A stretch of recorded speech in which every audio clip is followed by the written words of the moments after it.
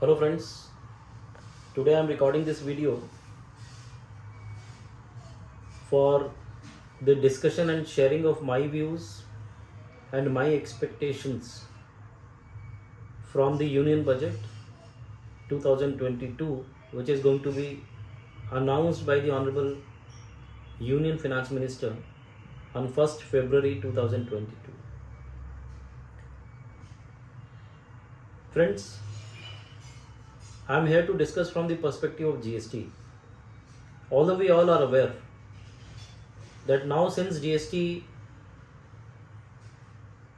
does not require any announcements in the union budget, and GST Council is the body which is taking most of the decisions pertaining to the GST law.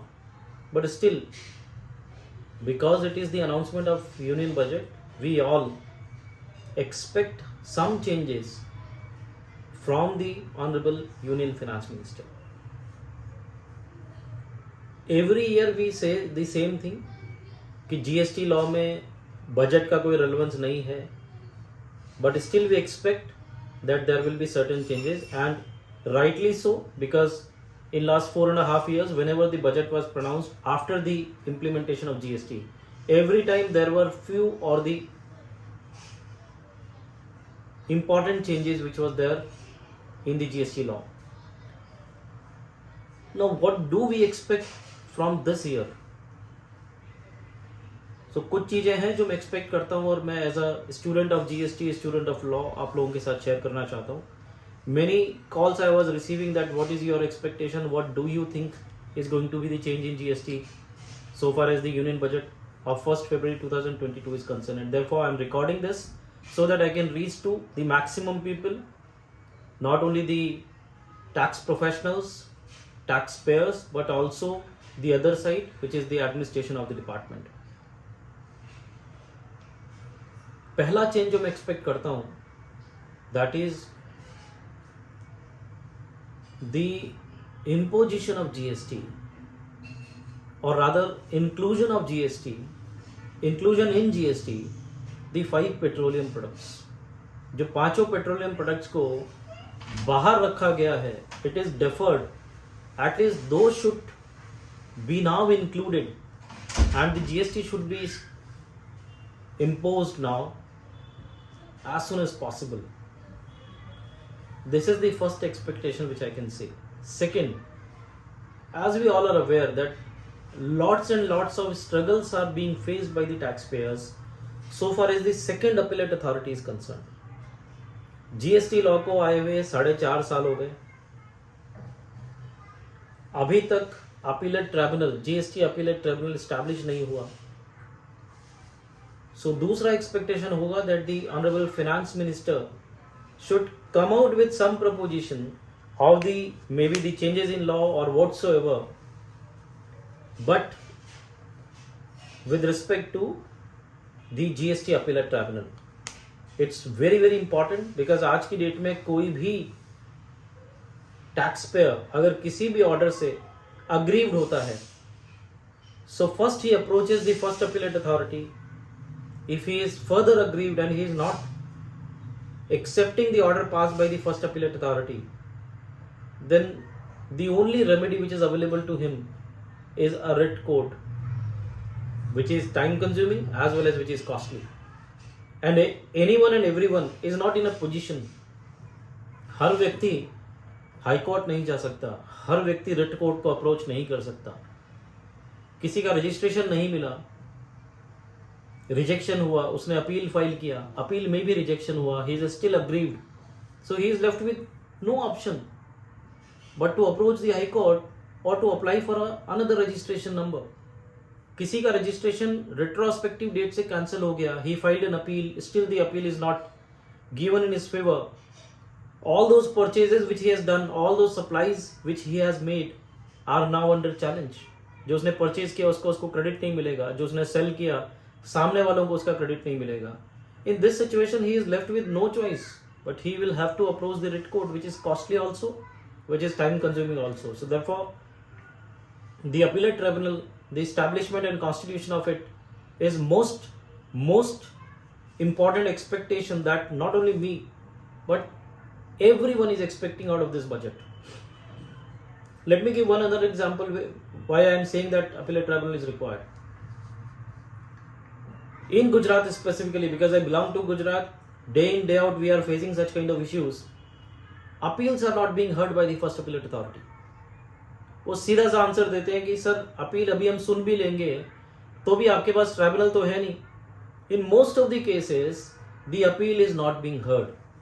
Specifically, I can say e-way bill cases wherein the challenges, wherein the appeals are filed against the orders of the authorities under section 129, 130. All those appeals are pending since July 2017 onwards. है ही नहीं, उनकी hearings हो ही नहीं रही हैं. It has been 3 years, 4 years, but they are not taking up the matters. So वो इसलिए नहीं ले रहे हैं क्योंकि उनको ऐसा लगता है कि ट्राइब्यूनल नहीं है. So therefore, to end all these issues and also to help the taxpayers, we are now expecting the government should take this seriously and come out with GST appellate tribunal. So this was my second expectation from this budget. Third expectation. Friends, we all are aware that this is a procedural law. This is a tax law which is more of a procedural nature. It depends on the compliances to be done by the taxpayer. Now, when I as a taxpayer, I comply with the law completely to the best of my abilities and understandings, still there are a lot of challenges so far as the input tax credit is concerned. Because at times I face a notice, मुझे एक notice भेज दिया जाता है और बोला जाता है कि आपने जिससे माल परचेज किया वो व्यक्ति का रजिस्ट्रेशन कैंसिल हो गया है, वो व्यक्ति नॉन एग्जिस्टेंट है, वो व्यक्ति ने टैक्स नहीं भरा. Meaning thereby the very purpose with which this law was implemented, that means a seamless flow of credit and zero cascading, that is still not resolved. Because you also need to see, and it's a settled law, even in VAT, the authorities should not directly catch hold of the recipient and allege that the input tax credit is not eligible merely on the basis that the supplier's registration is cancelled or supplier is not found or whatsoever. They first have to go into the investigation aspect, need to interrogate and identify that the recipient was in connivance with the supplier. अगर आप ये prove कर पाते हैं कि recipient और supplier ने कनाइव करके डिफ्रॉड किया है रेवेन्यू को, तब आप डायरेक्टली रेसिपिएंट को इनपुट टैक्स क्रेडिट के लिए डिसएंटाइटल करेंगे, वो समझ में आता है. So therefore all I expect from this budget is that there has to be some clear cut guidelines. Otherwise आपने 16(2) में 4 कंडीशंस की जगह 5 कर दी, कल आप 6 कर देंगे, 7 कर देंगे. That is not going to help us. Reason being, I have my own limitation as a recipient. I cannot go beyond that limitation, and I am not an investigation officer or a police officer who will investigate everything. I am a businessman.